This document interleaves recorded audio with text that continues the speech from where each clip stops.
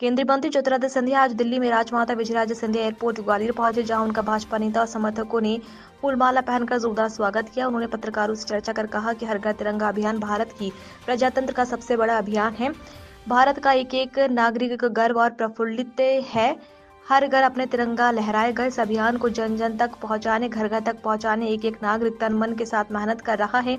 मेरा post office विभाग ही हमारे 16,04,000 डाक घर पूरे देश में तिरंगा पहुंचाने के लिए मेहनत कर रहा है और मुझे विश्वास है कि जैसे पिछले वर्षों में करोड़ों झंडों के आधार पर हर व्यक्ति ने अपना मन और सम्मान के आधार पर तिरंगे को अपने घर पर लहराया था, इस वर्ष में वह स्थिति होगी। वहीं हिडनबर्ग की रिपोर्ट के सवाल पर कहा कि कांग्रेस का एक ही काम है, देश में अराजकता फैलाना, देश को विवादित मामलों में उलझाना। प्रधानमंत्री जी मशाल लेकर, भारतीय जनता पार्टी का एक एक कार्यकर्ता एक मशाल लेकर देश की प्रगति और विकास के मार्ग पर चल रहा है।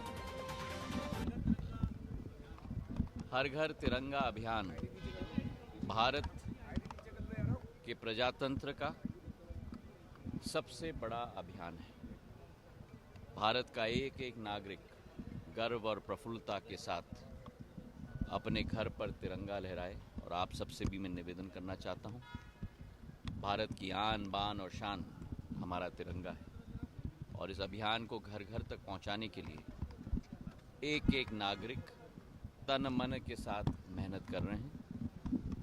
मेरा पोस्ट ऑफिस विभाग भी हमारे 1,64,000 डाक घर पूरे देश में तिरंगे को पहुंचाने के लिए अपनी पूरी मेहनत कर रहे हैं। मुझे विश्वास है कि जैसे पिछले वर्षों में करोड़ों झंडों के आधार पर हर व्यक्ति ने अपना मान और सम्मान के आधार पर तिरंगे को अपने घर पे लहराया था, इस वर्ष भी वही स्थिति होगी।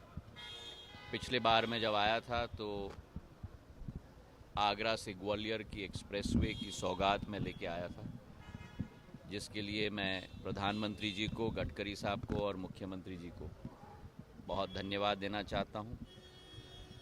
ये ग्वालियर की फ़िज़ा को बदलेगी जैसे इस एयरपोर्ट ने ग्वालियर की फ़िज़ा को बदला है। और मुझे इस बात की बड़ी खुशी है कि आज जो फ़्लाइट में मैं आया 185 में से 175 यात्री आए हैं, तो मतलब करीब करीब 95% फ़्लाइट हमारा अब भर चुका है और यही एक यात्रा चलती रहे। ग्वालियर को अब जो नींव ग्वालियर की बन गई है, एयरपोर्ट के साथ, रेलवे स्टेशन के साथ, एक्सप्रेसवे के साथ, अटल एक्सप्रेसवे के साथ, अस्पताल, 1000 बिस्तर के अस्पताल के साथ, मल्टी स्पेशलिटी अस्पताल के साथ, चंबल से पानी लाने की योजना के आधार पर, ISBT की योजना के आधार पर अब समय है ग्वालियर में लोगों को आकर्षित करने के लिए। और इसलिए मैं मुख्यमंत्री जी को धन्यवाद देना चाहता हूं कि 28 तारीख को जो मैंने मांग रखी थी कि ग्वालियर में इन्वेस्टमेंट समिट होनी चाहिए, वो इन्वेस्टमेंट समिट आयोजित किया जा रहा है। मैं भी कई लोगों से चर्चा कर रहा हूं, मुख्यमंत्री जी भी बंगलुरु गए हैं, मुंबई गए हैं लोगों को आकर्षित करने के लिए। और मुझे विश्वास है कि एक नया भव्य समिट हमारे उद्योगपतियों को आकर्षित करने के लिए ग्वालियर में आयोजित 28 तारीख को हम लोग साथ में मिलकर करेंगे। इसी के साथ सूचना प्रौद्योगिकी क्षेत्र में जो STPI मैंने यहाँ लगवाया था जब मैं केंद्र सूचना प्रौद्योगिकी मंत्री था 2007 और 9 में, वहाँ मैंने मांग रखी है कि एक सेंटर ऑफ एक्सीलेंस STPI की स्कीम के अंतर्गत जो है, एक सेंटर ऑफ एक्सीलेंस इस STPI में लगाया जाए ग्वालियर के अंदर। और पूर्ण रूप से हमारे सूचना प्रौद्योगिकी मंत्री अश्विनी वैष्णव जी ने अपना समर्थन दिया है और इससे नए स्टार्टअप ग्वालियर में भी स्थापित होंगे।